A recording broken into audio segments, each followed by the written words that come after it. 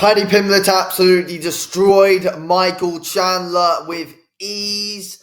Honestly, I think Michael Chandler should probably retire now, call it a day. He's an entertaining fighter, but my God, the guy just can't win. Um, yeah, I think that's it. I think that's it for Michael Chandler. He doesn't deserve a Conor McGregor fight. I mean, and is it? I don't even think that that's the money fight now. I don't even think that's a fight that interests Conor McGregor now. I mean, the guy just keeps losing. The guy just keeps losing. He probably actually would lose to McGregor if McGregor came back. If we're being honest here, but yeah, I don't think McGregor will come back anyway. But he probably would lose to him.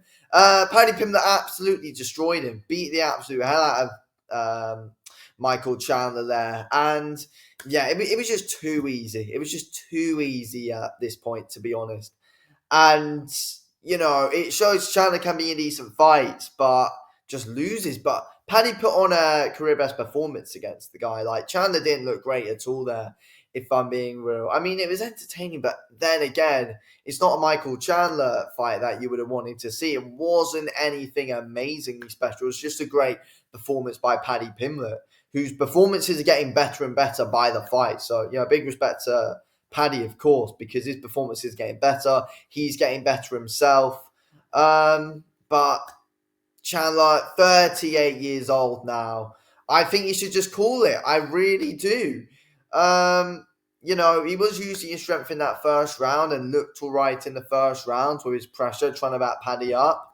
Paddy was just very good at being able to stay composed, though. There were some decent overhands landing, but Paddy's got a good chin. I mean, yes, he leaves it in the air, but he's got a very good chin, though, Paddy. That is the thing. He can take a big shot, and he doesn't get knocked out. That's the thing. But, I think overall, Paddy was just getting the better of Chandler on the feet in that second round.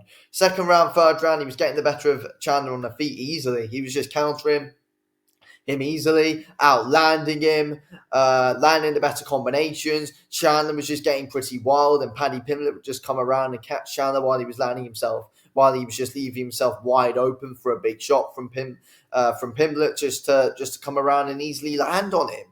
I mean, yeah, I think Chandler was just reckless. I mean, it's nothing new. It's nothing new. But Paddy's stand up, his boxing, his striking, is getting better and better each fight, and his ground game is getting better and better each fight. And, I think Chandler's pressure was all right, but Paddy was just easily able to find it out in the end and just easily end up beating him down. I mean, look, we look here at the notes that I took during the fight. I mean, yeah, I put in the first round. Chandler was good at being able to get Paddy down in that first round, and his pressure was good. And Chandler was all right at being able to dictate the pace with landing a few decent overhands in the first round. But again, Paddy was always in it, though. Paddy was getting success of his own in that round. But I think it was probably a Chandler round in that first round. But then in that second round, it was just easy for Paddy Pimblett. It was just easy for Paddy Pimblett in that second round, in my opinion. Completely outstruck Michael Chandler. Just made it look ridiculously easy on the feet. Chandler walking into shots recklessly. Paddy Pimblett's jab was good. Pimblett's backhand was good. His kicks were very good as well. And he was just able to simply break down the body of Michael Chandler, just beat him down absolutely everywhere. But the work upstairs from Paddy Pimblett was what was best. And we look at total strikes here in this second round.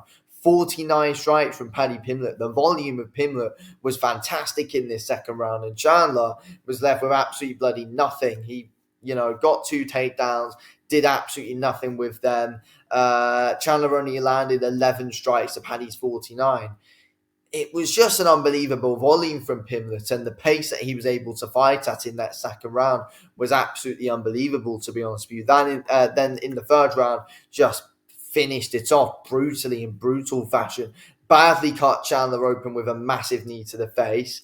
Chandler literally didn't bloody ever face after the fight. I mean, it was badly destroyed, to be completely honest. He literally wrecked the face of Michael Chandler in that fight. Badly, brutally.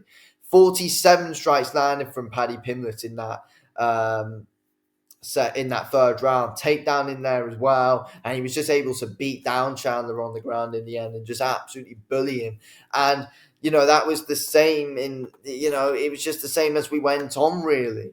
And I just think, second round, it was very good from Pimblett as well, being able to control Michael Chandler. And to be fair, I think it was the first round as well where Pimblett got a good bit of control. But I think,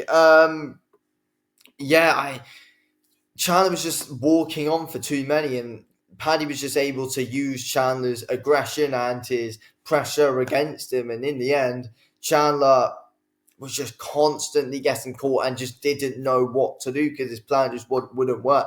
The overhands just weren't working. And what Paddy was able to do is Paddy's adjustments during the fight were very good. He got hit with something in the first round, never got hit with it in the second round. Might have got stunned never stunned, but hit with something in that second round. Never happened in the third round. His adjustments in the fight were very, very, very good, and were good defensively, were very good and were very good offensively.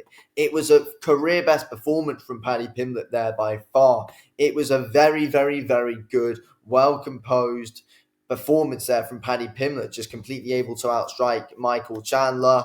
And I mean, it was just brutal the way he was just beating him up throughout that fight, and when he had him on the ground, it was proper brutal with just absolutely ruining the face of Michael Chandler throughout that fight. Second by second, it was just getting worse and worse for Michael Chandler. Chandler just doesn't really have any fight IQ whatsoever. Like, it's just non-existent, and it proved in that fight. Paddy was just able to outsmart Michael Chandler, and it was just too easy for him. It was way too easy for Paddy Pimblett, to be honest with you, the way he was able to outsmart Michael Chandler. And I think Chandler's completely done, if I'm being real. He's going to fight again, but I actually don't even know what he does at this point, if I'm being real. I really don't. For Pimblett, Moicano next, possibly. Hooker next. I wouldn't mind the Gaethje fight at some point down the line.